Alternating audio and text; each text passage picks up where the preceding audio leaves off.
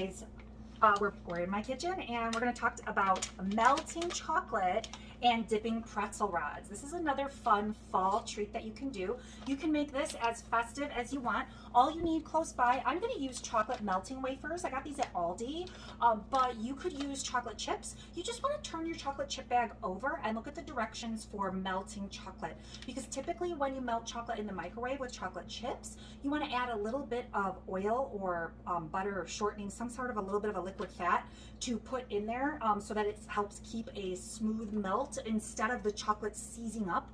But these melting discs already have that in there, so you just kind of look at the instructions. I'm going to melt mine in the microwave because I'm assuming that you guys would do that at home versus putting it on a double boiler. So I'm just going to take a microwave safe measuring cup and put some of my melting discs in here.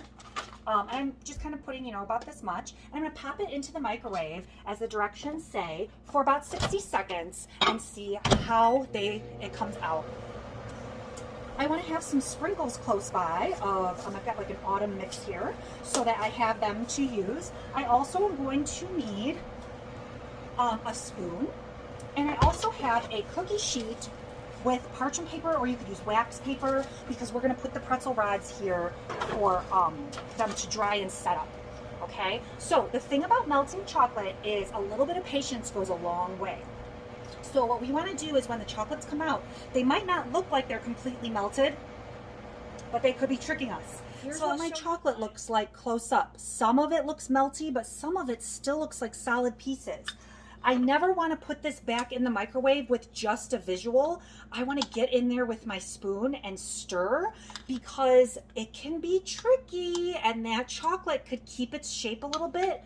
And if it's already melty, it will burn. So we want to make sure that we give it a stir. Now, when I gave it a stir, I still have these big chunks of chocolate in here. So now I'm going to go in 30-second intervals back into the microwave and stir again. So here goes another 30 seconds. Okay, here we are after another 30 seconds. I'm going to give this a stir. It looks like there could be a couple more solid spots in there, but as I stir it, the chocolate is getting smoother and smoother.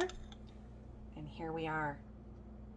We're in its liquid form, which is what we need for pretzel dipping. Now, clearly, my pretzel rods are much taller than my measuring cup.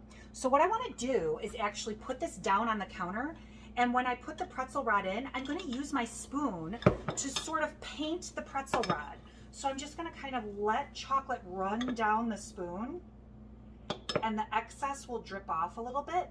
I want to work quickly so that my chocolate doesn't start to harden inside the measuring cup, but instead stays nice and liquidy. And I just like to leave a little bit of a pretzel handle at the top, not like too long of one. And I also just kind of use the back of the spoon to coax some of that excess chocolate off.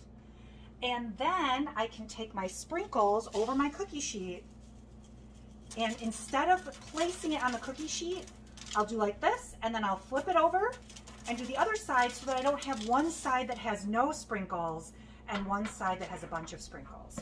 Okay, and I'm going to keep painting those until I have used up my melting chocolate. May I try one? Yeah, just a minute. That looks super good, if I'm not lying.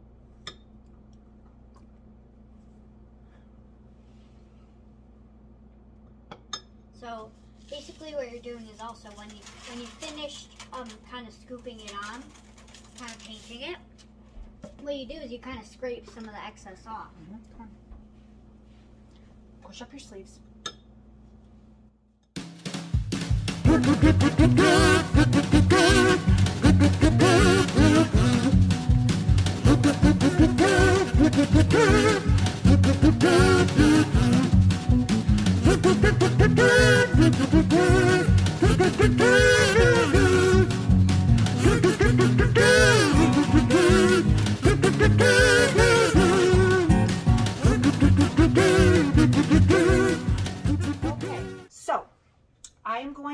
these sit room temperature, and I will take some pictures of the final product so that you get to see what they look like.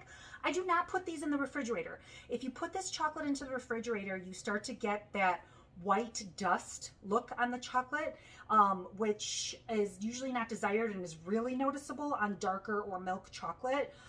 You could get white chocolate melting wafers, you could use white chocolate chips, but again, if you're using chocolate chips, you want to make sure if it's not melting chocolate that you flip over the bag and really look at what the directions are for microwave melting. Okay, so I will show you a picture of the finished pretzels.